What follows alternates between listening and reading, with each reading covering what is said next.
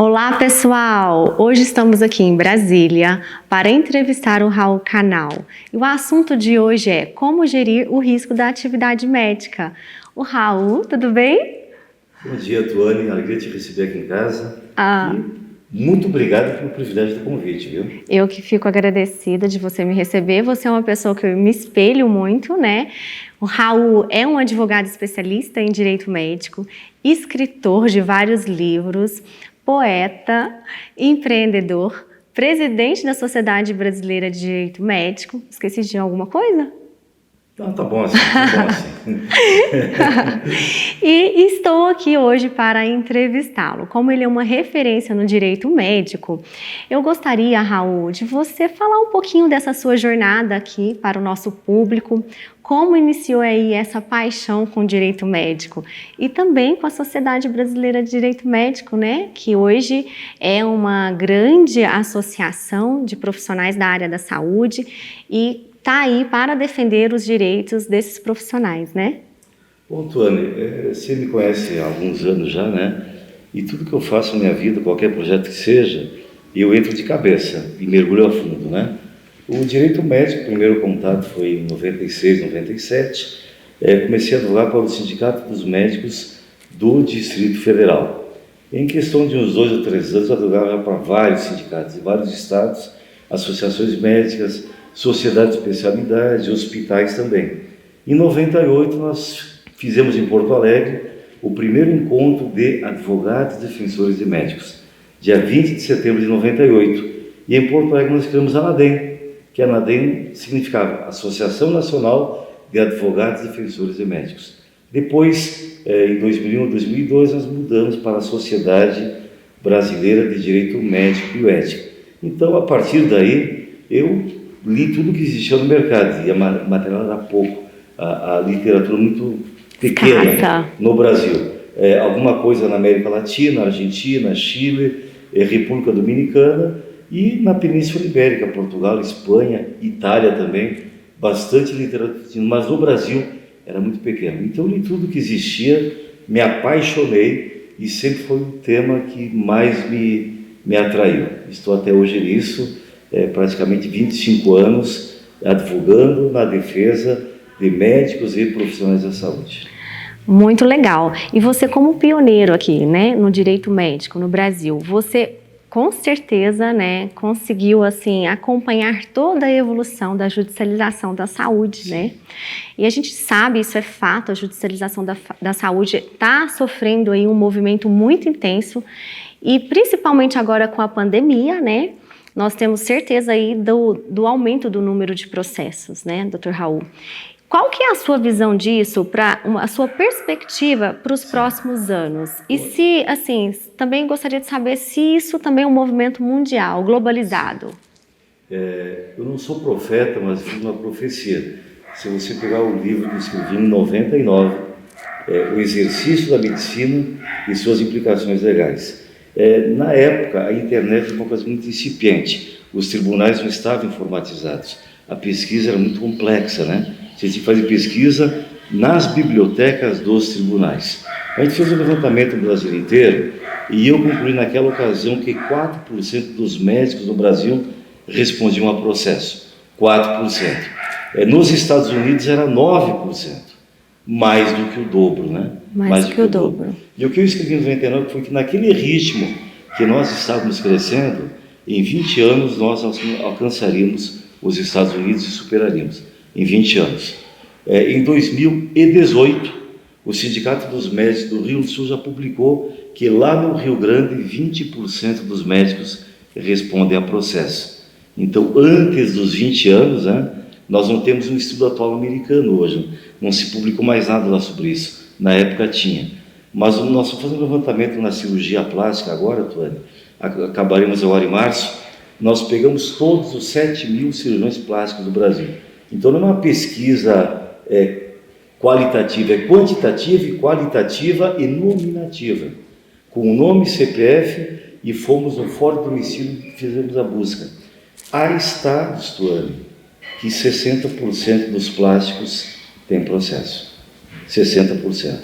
Mas, de forma geral, no Brasil todo, você todas as especialidades, estimamos que hoje 16, talvez 17% dos médicos respondam ao processo. Então isso foi um crescimento assustador. E eu não quero crer que diminua nos próximos anos. Por quê? O nosso público, o paciente, o consumidor, cada dia está mais exigente, cada dia mais inflexível, e o judiciário, de uma forma benevolente, de uma forma aberta, recepcionando essas demandas e privilegiando sempre o consumidor. Então a tendência é que aumente um pouquinho mais nos próximos anos. E principalmente agora por esse momento pandêmico, né? Sim. São muitos diagnósticos incertos, né? Uma falta de estrutura. A gente sabe que o Brasil foi pego, todos nós, né? Fomos pegos de surpresa, a escassez do material humano e também essa incerteza de diagnóstico, né? Então, pode ser que realmente, né, isso processos influencie. decorrentes da pandemia. O que nós já observamos em 2020 decresceu quase 30% em relação a 19. Todavia, em 21 aumentou bem mais de 30% em relação a 2019. Então, o que recuou em 2020 por conta da pandemia, fórum fechado, as pessoas indo menos a consultas, indo menos, até para visitar advogado era mais difícil, né? Então, em 2020 retraiu. Todavia, toda a retração que se observou em 2020 veio e superou em 2021. E você acha, Dr. Raul, que o judiciário vai fazer uma análise casuística de cada caso em relação à aferição da culpa, da responsabilidade do médico nesse cenário pandêmico? Você acha que vai ter uma flexibilização, está tendo ou não? Da mesma forma? O problema é que a culpa, a responsabilidade, elas são individualizadas, né? Então nós atropelamos vários princípios, várias garantias de direitos fundamentais ao longo da pandemia, princípios científicos foram atropelados, desprezados durante a pandemia, as coisas mais básicas da medicina. Nós sabemos, semana passada nós celebramos, se pode dizer que é celebrar, o Dia Mundial do Combate ao Câncer, né? Uhum. E eu dizia justamente isso. O câncer, como qualquer doença, quanto mais precocemente for diagnosticado e quanto mais cedo começar o tratamento, maiores as chances de cura. Na pandemia, inverteu-se isso, diz que o tratamento precoce, quem adotou o tratamento precoce, o tratamento imediato, foi crucificado. Então, politizaram o vírus, politizaram a pandemia e os princípios científicos foram relevados. Então, certamente, o futuro, a história vai cobrar isso. A história vai cobrar isso. E aquele plano de saúde que relegou o princípio básico, porque seguiu uma corrente política e não uma corrente científica, certamente ele vai responder por eventuais consequências advindas daquela decisão que ele tomou. Ótimo. Assim, com a pandemia acendeu a luzinha do alerta, né? E agora a gente tem que policiar esse momento e os profissionais ainda mais, né, essa situação. E desde que eu advogo também nessa área de direito médico, eu achei interessante, inclusive gostaria de fazer essa ponderação, olhei nas suas redes sociais, né? Sim. E tem uma parte do seu Instagram que você tem um livro, você foi autor do Inês é Morta, e você fala das expressões curiosas, né? E trazendo isso para o direito médico, a expressão erro médico, às vezes ela causa um pouco de desespero, sim, pânico entre os profissionais da saúde, porque quando você fala erro médico, parece que você já está pré-julgando, condenando o profissional da saúde sem dar o direito dele, né, de se defender, porque o processo ele demora muitos anos. Então, magistrados, doutrinadores usam muito essa expressão erro médico. E você, inclusive, também é autor de um livro, né, na área do direito médico, que o título é Erro Médico, né? O que você acha dessa expressão? É uma expressão que hoje ela pode ser considerada uma expressão correta ou que ela pode ser adaptada para não causar tanto espanto desses profissionais, né? Perfeito. Agora, se você observar na capa do livro, a palavra erro está com os dois R's virados, de trás para frente, entendeu? Então, ali é um trocadilho e uma mensagem também. O termo erro médico é uma expressão pejorativa e estigmatizante, né? Eu poderia comparar o agrotóxico, né? Nenhum laboratório não fabrica agrotóxico, né? Fabrica o quê? Defensivos agrícolas, né? Sim. Mas ninguém vai à agropecuária e compra um defensivo agrícola, compra agrotóxico, né? Toda a propaganda em cima do agrotóxico. Então, por menos tóxico que possa ser aquele produto químico, ele já sai estigmatizado como agrotóxico. E, na verdade, ele é um defensivo agrícola. Então, a questão do erro médico é um evento adverso, pode ser uma iatrogenia, um evento adverso decorrente das condições adquiridas ao longo do tratamento, posterior ao tratamento ou até pré-existentes no paciente. Questões comportamentais, o paciente fez uma cirurgia, o procedimento foi totalmente incensurável, uma cirurgia limpa, ele saiu do hospital totalmente, condições totalmente favoráveis, normais. Em casa, eu sempre digo para o médico, você faz a cirurgia. Na hora que você deu alta, o paciente pega a cirurgia no colo e leva para a casa dele. E lá ele vai tratar o nome do jeito dele. Então, a negligência comportamental do paciente, sobretudo no pós-operatório imediato, pode comprometer os bons efeitos daquela cirurgia, certo? Todavia, sempre a imprensa, a mídia, o Poder Judiciário vai estigmatizar como erro médico. Ninguém fala em erro judicial, em erro advocatício, erro de arquitetura, de engenharia, erro de enfermagem, nem erro odontológico você vê. Não. Aliás, você vê que às vezes processo contra um cirurgião dentista, né? E vem lá a ementa do tribunal. Reparação civil, erro médico. Ato praticado por um cirurgião dentista. Coloca erro médico, entendeu? Então, estigmatizou. Dificilmente esse termo vai ser abolido do nosso vocabulário. Assim como o agrotóxico. Nós jamais vamos trocar o agrotóxico por defensivo agrícola. Está estigmatizado para sempre. Importante esse esclarecimento, porque às vezes o profissional da saúde, ele espanta e acha ruim, né? Até conosco, que somos advogados, estamos falando sobre o erro médico e eles ficam bravos realmente, porque, olha, peraí, eu ainda vou ter o meu direito de defesa, né? Houve uma intercorrência, né? Houve um evento adverso. Se houve erro ou não, e se foi praticado pelo médico ou não, é a perícia que vai determinar isso ao longo do processo. Vai ser a aferição de culpa, vai ser em cada caso, né? De forma isolada. E interessante, porque nós já falamos de judicialização, já falamos de aumento de número de processos, erro médico, né? E você falou aqui de iatrogenia, né? Então, assim, muitos termos jurídicos específicos.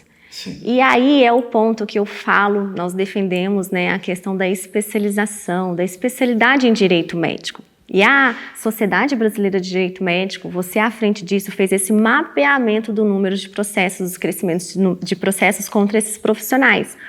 Então, dito isso, Dr. Raul, realmente vocês têm percebido ao longo desse tempo, ao longo desses anos, dessas pesquisas, que a defesa médica, a defesa de um especialista advogado em direito médico tem realmente surtido efeito na diminuição da condenação desses profissionais? Com toda certeza, viu? Se você observar a performance do contencioso dos advogados da ANADEM, é muito mais favorável do que o restante dos processos, né? O que eu digo para o médico, normalmente o médico, quando ele recebe um processo, ele entrega para aquele colega que joga tênis, para aquele advogado que joga tênis com ele no final de semana, que joga truque, que vai para o churrasco, que pesca com ele, que é um ótimo tributarista, é um ótimo civilista, nunca defendeu um médico. Seria o mesmo que, eu digo, entregar o parto da sua esposa, a cesariana, para um ortopedista fazer, ou entregar o seu coração para um dermatologista operar, porque ele é seu amigo, porque ele joga tênis com você. A medicina, ninguém consegue entender todos os ramos da medicina, né? Por isso as especializações. No direito isso é muito mais grave, né? Porque o direito, as verdades científicas médicas são verdades efêmeras também, mas duram mais tempo. As verdades jurídicas, os entendimentos jurisprudenciais, tudo isso muda de uma semana para outra, de um mês para o outro, de um tribunal para o outro, né? E existe uma coisa chamada malícia processual, que seria aquela perícia de um médico em determinado procedimento, em determinado tratamento. É a malícia processual. Então, um advogado trabalhista tem uma malícia processual, o criminalista tem outra, o civilista tem outra, e na área médica tem outra. Então, tem coisas no direito médico, nos processos médicos, que só um advogado especialista vai descobrir. O processo você ganha ou perde é no detalhe, é nas entrelinhas, é você examinar cada prova, examinar o prontuário, examinar a conduta do paciente, o comportamento, as anotações de enfermagem, ficha de evolução de enfermagem, tudo isso. Um civilista, um tributarista, para ele é grego, para ele é árabe, ele não vai saber interpretar isso. Ou seja, ter conhecimento apenas do direito material não é suficiente. Não adianta, não resolve. Tem que ser especialista. Assim como existem os especialistas em direito médico, nós temos aqui atualmente no Brasil turmas, várias especializadas em algum estado do Brasil que você tem conhecimento, que já tem turmas específicas para julgamento de processos em segunda instância, de direito médico, assim como há de direito de família, ou não, é tudo junto, vai tudo... Nós lutamos aí desde a época em que o Joaquim Barbosa, o ministro Joaquim Barbosa presidia o CNJ para criar várias especializadas. O ministro Joaquim Barbosa fez uma recomendação, não vou lembrar o número dela agora, né? Isso foi em 2013, 2012, recomendando que as comarcas criassem várias especializadas. Mas foi só uma recomendação, não obrigou ninguém. Não temos essa... Uns 2 anos depois, quando o ministro Lewandowski presidiu o CNJ, ele fez uma resolução, né? E nessa resolução diz que todas as comarcas em que houver mais de 2 varas da fazenda pública, uma delas seja especializada em direito da saúde. Isso vem sendo, não foi totalmente obedecida ainda a essa resolução, porque ninguém fiscalizou, ninguém cobrou. Mas isso resolve naqueles processos contra o município, contra o Estado. Sim. Não resolve as demandas contra o hospital privado, contra os planos de saúde e contra os médicos pessoa física. O ideal seria que nós tivéssemos em todas as comarcas uma vara especializada em direito médico da saúde. O ideal dos mundos seria isso, Sim. Porque nós sabemos que o direito da saúde ele é muito amplo, né? Tem a responsabilidade civil, tem a parte que é o paciente, né? O paciente planos que de pede, saúde. que demanda contra o plano de saúde, pedindo um tratamento que não está no contrato dele, um paciente que quer que o SUS ou importe medicamento que não está no rol, ou que banque um tratamento no exterior, em outro estado, coisa assim, o paciente que pleiteia uma vaga na UTI, tem muitas demandas agora na questão da medicina canabioide, né? Os tratamentos à base do cannabis, tem demandas 1000 pelo Brasil, e nenhum juiz está preparado para julgar essa demanda. E quando você tem uma vara especializada, não é apenas o juiz que se especializa, esse juiz vai ter uma assessoria, um background aqui, com médicos peritos, com dentistas peritos, entendeu? Que não vão deixar que ele faça besteira, entendeu? Que o juiz não tem tempo de estudar, não tem tempo de pesquisar esses assuntos científicos. Então eu não consigo colocar médicos forenses, dentistas forenses, biomédicos, farmacêuticos forenses em todas as varas. Mas se em cada comarca tiver uma vara especializada, eu posso aparelhar aquela vara especializada com essa equipe que vai assessorar o juiz para que ele não decida besteira, né? E vamos trazer uma polêmica aqui na nossa área da advocacia. Falamos das varas especializadas, mas também dentro do direito médico, aqueles advogados, o que você acha dos advogados que especializaram em direito da saúde e ora advogam para o paciente, ora advogam para o médico e transitam aí dos dois lados?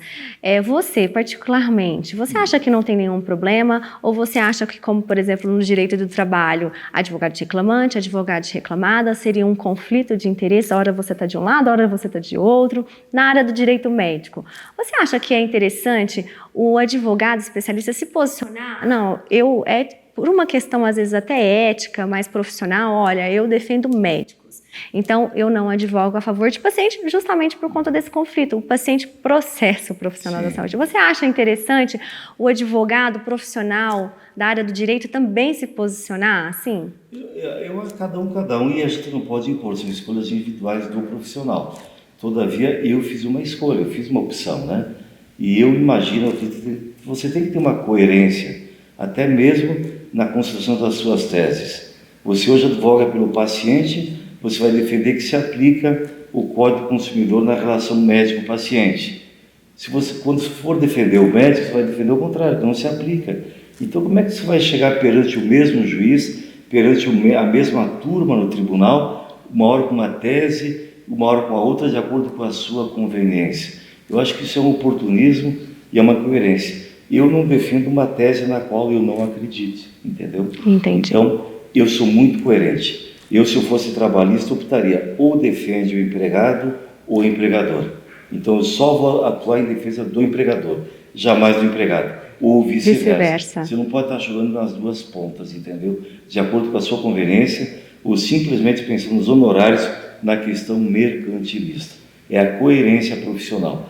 Eu tenho compromisso com a minha história, diferente do ministro Marco Aurélio de Mello, que uma certa feita, alguém citou um precedente dele e ele deu uma decisão totalmente contrária. E ele falou, não me cobrem coerência com os meus erros do passado. E eu sou coerente com o meu passado, sim. Então, acho que tem que ter coerência. Há 25 anos que eu defendo o médico e jamais advogarei contra médico defendendo um paciente. Concordo com essa coerência, também é um ponto meu, pessoal. E Dr. Raul, falando assim, na parte do profissional da saúde, que é a nossa grande preocupação, né, em auxiliá-lo, como que ele pode gerir melhor os riscos da sua profissão, né? Quais os conselhos que você dá aqui para esse profissional que quer, assim, a gente sabe que o processo ele pode chegar, né, mesmo não havendo uma conduta profissional reprovável, mas ele pode bater ali na porta daquele médico. Mas há também algumas situações que ele pode também fazer por parte, né, dele, da clínica dele, para evitar, né, essa judicialização, esse aumento dos processos em desfavor a ele. O que você dá de conselho para esses profissionais poderem fazer? O primeiro livro que eu li sobre direito médico, do desembargador Miguel Kfouri Neto, isso foi talvez em 97, Resma Civil do Médico. Tem uma frase que eu guardei. O desembargador dizia o seguinte, viver, o simples fato de viver já oferece toda sorte de riscos. Intervir no corpo humano potencializa esses riscos. Então, o conselho que eu dou, gente, não tem como evitar o processo. Não tem como. É igual a medicina anti-aging, né? Os ortomoleculares que falam em anti-aging, a única fórmula contra a velhice é morrer cedo. O Michael Jackson descobriu a fórmula, entendeu? Não envelheceu. Então, a mesma coisa, você mitiga os efeitos do envelhecimento.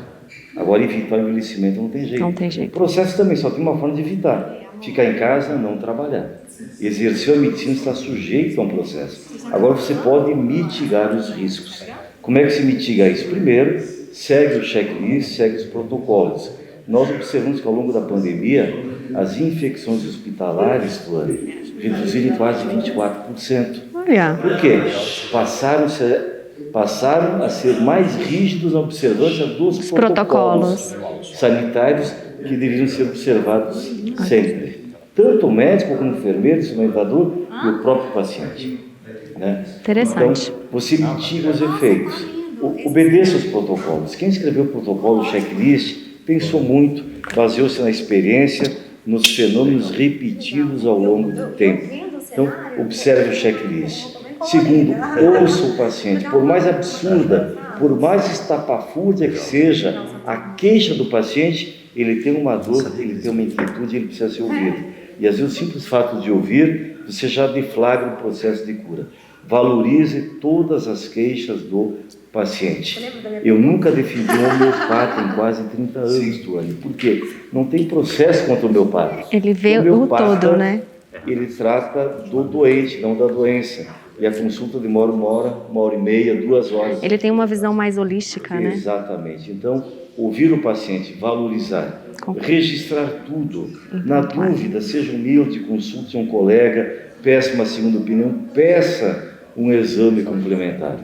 Tudo isso. E trate bem o paciente. A relação médico-paciente, dificilmente o paciente vai procurar o médico se a relação é boa. Às vezes a relação sempre foi boa. Na hora que houve intercorrência, há um conflito e o médico abandona o paciente.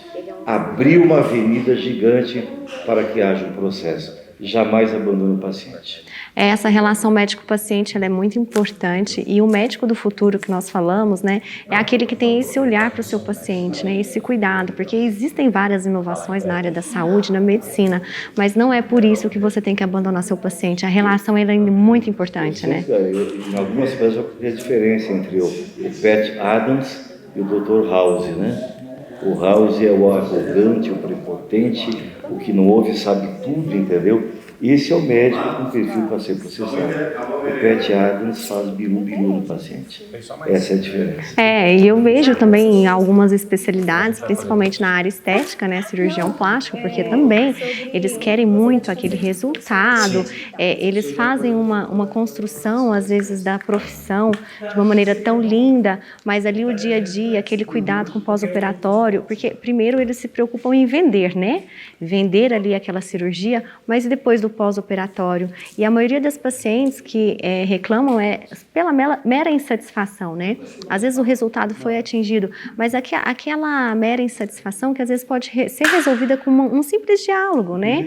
Um acompanhamento mais de perto, porque a evolução do tratamento, ela não acontece, ela acontece depois da cirurgia, né? Durante muito tempo, e o médico não pode abandonar o paciente, né? Em qualquer tipo de tratamento, qualquer tipo de especialidade.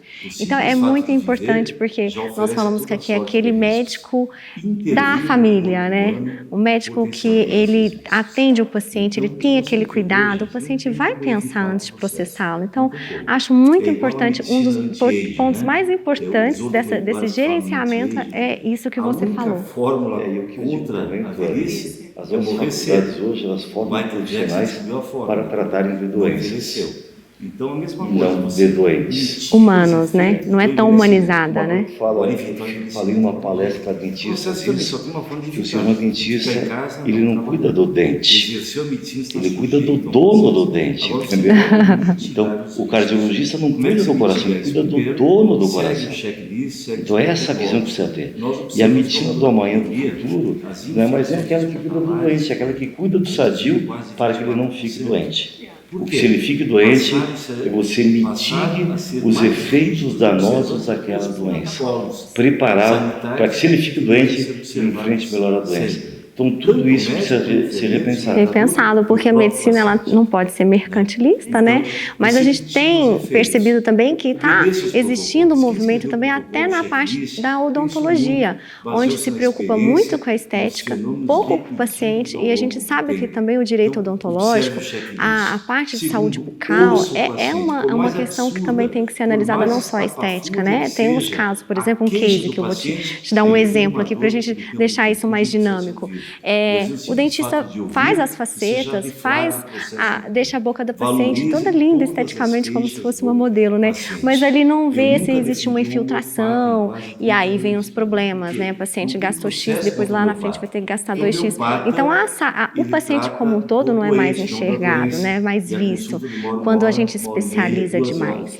Então, o médico, ele ainda tem que tomar esse devido cuidado, porque ele pode ser especialista, mas ele tem que ter essa visão da medicina humanizada também, né? E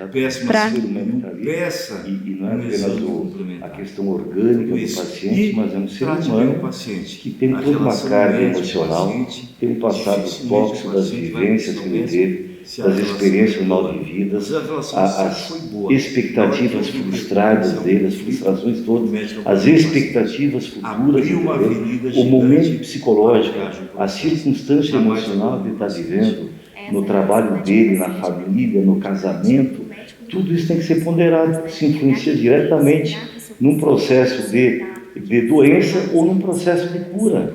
E o médico precisa tomar conhecimento disso. Então, ele precisa conversar com o paciente e não apenas olhar para uma radiografia, para um laudo de um hemograma. Ele tem que entender as predisposições circunstanciais que aquele paciente vive naquele momento. Correto. E como eu te falei, realmente eu adoro as expressões, né? Eu quero trazer aqui também uma expressão muito utilizada na área do direito médico e que os advogados têm utilizado bastante, que é a blindagem profissional. O que é essa blindagem profissional para você, Dr. Raul? Como que ela funciona realmente de forma eficaz assim, na prática? A blindagem, eu volto a dizer, é igual ao anti-aging, né? Você mitiga os efeitos. Se só não envelhece se morrer jovem, né? Então, a blindagem é para você mitigar os efeitos. Se o processo vier, você está preparado para receber e cria condições para que não haja o processo. Então, você tem uma orientação jurídica, uma documentação médica pré-avaliada por um advogado, os termos de consentimento avalizados como advogado, entendeu? Tudo isso você construir dentro da sua clínica, desde a recepção da clínica, todos os serviços que o paciente ele começa a se curar, ou adoecer melhor, a piorar, a criar eventos adversos na recepção da clínica, no bom dia que ele recebe do ou da recepcionista. Então, criar predisposições. O cafezinho que é servido, a água que é servida, as condições arquitetônicas da clínica, a decoração, tudo isso vai influenciar. Então, você se blinda profissionalmente com tudo isso, criando as condições favoráveis para que não haja processo. O linguajar do paciente, o tratamento do paciente, o retorno dele, as condições para facilitar o retorno dele, para reclamar um mal-estar que ele sofreu no pós-operatório ou ao longo do tratamento. Eu já tive problemas com um médico meu particular, entendeu? Endócrino, de eu ter alguma reação e eu não consegui falar com ele durante 3, 4, 5 dias. Isso é a pior coisa que pode acontecer. E eu falei isso para ele. O tempo de espera na sala de espera do consultório médico, isso tem que ser calculado. Então, se você agendou a consulta para as 9 horas e o paciente das 8h30 está atrasado, a secretária ou o secretário tem que ligar para o paciente e avisar: olha, estamos com a agenda 20 ou 30 minutos atrasado. Você não pode deixar o paciente 1 hora e meia na sala de espera.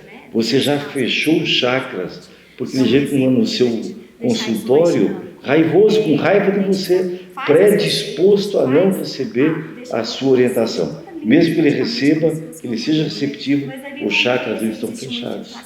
Então, é toda uma linha de conduta, toda uma linha comportamental que o profissional tem que adotar e exigir de toda a equipe que trabalha com ele. A gestão não só da profissão, mas também do seu negócio, né? Nós sabemos que existem várias inovações, tecnologias, tem a telemedicina, tem startups que são desenvolvidas para, inclusive, avisar aí o paciente, plataformas, né? Para avisar o paciente, sua consulta atrasou ou não. O médico tem que estar atenado também, porque, como você falou, o paciente é um consumidor, é exigente e ele precisa ser bem tratado desde o início do tratamento até o final, né? O pré, o pé e o pós. Todo o ciclo tem que ser fechado, né? Acompanhado. Interessante, Dr. Raul, porque essa blindagem profissional, ela pode ser também acompanhada de uma blindagem na área, no campo, por exemplo, do RC, do seguro que esse profissional pode fazer também para proteger seu patrimônio, né? Porque muito se fala a blindagem profissional, que vem com um corpo jurídico muito bom, especialistas em direito médico, mas pode ser que o profissional, como um adicional de segurança, embora o seguro de responsabilidade civil, ele pode não evitar, ele pode não assim evitar o processo, mas ele pode ser uma segurança a mais para esse profissional, né? E tem muito se falado também nisso, né? Os advogados têm utilizado bastante, que é a blindagem profissional. Uma manicure, para ela fazer a unha num salão de beleza, ela tem que ter um seguro de responsabilidade. Assim como nos Estados Unidos, né? Porque se ela, cortando uma cutícula do paciente, ela provocar um processo inflamatório, infeccioso, pode gerar um processo, certo? Nenhuma pessoa em sã consciência hoje compraria um carro 0 km, tiraria a concessionária e levaria para casa, sem fazer o seguro antes. Ninguém anda com um carro 0 km sem o seguro. Então, como é que um profissional da saúde, um médico, um dentista, faz uma intervenção no corpo humano, cujas reações ele não pode prever, certo? Cuja conduta comportamental ele não pode determinar depois do procedimento, certo? Pode ter uma intercorrência sem ter um seguro de responsabilidade. Então, o que eu digo há mais de 20 anos é o seguro de RC profissional não é para que o médico erre sem medo, é para que ele continue acertando sem medo de errar. Porque eu já estive com vários profissionais e a gente tem uma velha guarda aí que tem uma resistência muito grande, que inclusive a alegação, o argumento de que o RC pode atrair realmente aqueles pacientes que buscam um enriquecimento sem causa. Isso é mito ou é verdade? A seguradora no passado recente elas exigem uma denunciação à lide, ou seja, o médico tem um seguro, quando processado, ele tem que chamar a seguradora para dentro do processo. Eu discuti isso durante mais de 10 anos e convenci o mercado, hoje ninguém mais exige a denunciação à lide. Isso sim poderia provocar um fenômeno, não de aumentar o processo, mas de aumentar o valor da condenação. Porque o juiz, quando ele sabe que tem uma apólice de seguro, cria um parâmetro, né? Cria um parâmetro para fixar o valor. Então, uma simples falangeta do dedo pode valer tanto quanto um óbito de acordo com o valor da apólice, né? Mas as seguradoras não exigem mais isso. Então, o que os médicos dizem, os mais antigos sobretudo, em 20 anos eu nunca tive um processo para que seguro. Aí eu respondo, eu em 57 anos nunca morri, mas tenho um seguro de vida, entendeu? Sim. O seguro não é para você usar, é para você ter tranquilidade e não precisar usar, mas se precisar, tá lá. Ótimo, porque muitos profissionais, eles não entendem o todo, né? Peraí, eu vou sair da minha casa, eu vou atender meu paciente, mas eu vou fazer um procedimento, estou dentro de uma instituição hospitalar, existe uma equipe que está participando disso, né?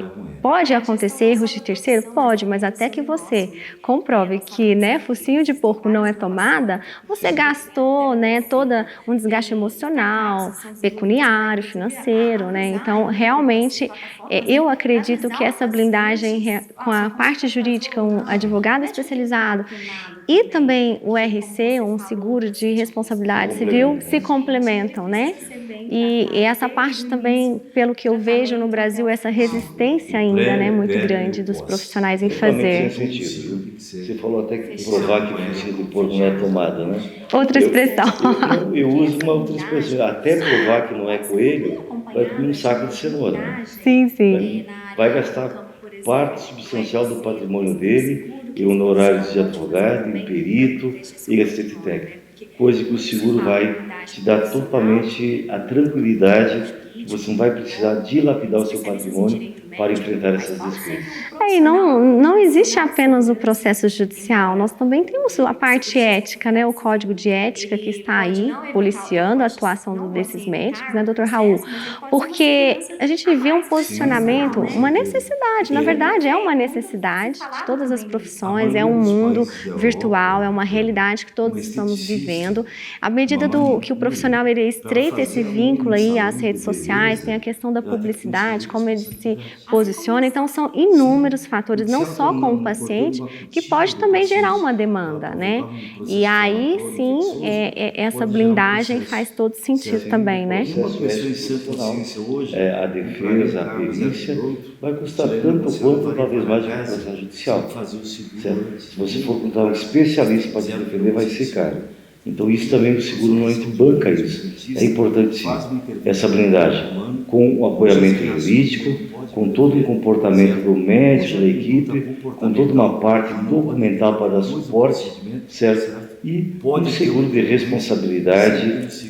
Eu, no meu escritório, tenho para mim, para os advogados e para os estagiários. Nenhum estagiário milita no meu escritório sem ter um seguro de responsabilidade. É isso aí, gente. Olha, estou muito feliz em estar aqui com esse grande profissional. Ele é uma enciclopédia, né? Ele é uma pessoa, o conhecimento em pessoa. Agradeço muito a sua atenção em nos receber. O Falando Direito aí ganhou muito com a sua entrevista, tá, doutor Raul? E é isso, pessoal. Muito obrigada pela audiência. Até a próxima. Obrigado, um abraço a todos pelo público extremamente qualificado. Obrigada.